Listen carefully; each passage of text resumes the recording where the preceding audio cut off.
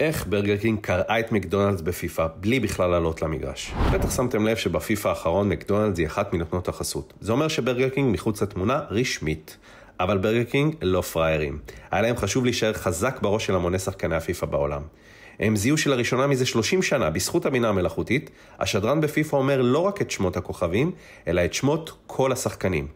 הם גם ידעו שבלא מעט קבוצות יש שחקנים שקוראים להם ברגר, או בורגר, או קינג, אז הם פשוט הציעו וופר חינם לכל מי שיעלה וידאו שלו מפקיע עם שחקן בשם קינג, ממסירה של שחקן בשם ברגר, והשאר היסטוריה.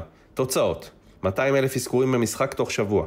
מקום ראשון בסחירות בפער גדול על כל נותנות החסות בפיפה, ובמיוחד על מקדונלדס.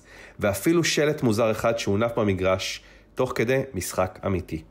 הקייס הזה שונה ב-180 מעלות משלושת הקייסים שהעליתי כאן השבוע. הוא הכי קליל, הכי מטריל והכי שטוטניקי.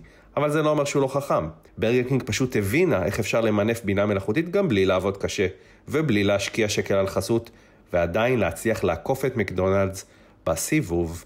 לא סתם היא זכתה אתמול באריה הכסף בפסטיבל כאן.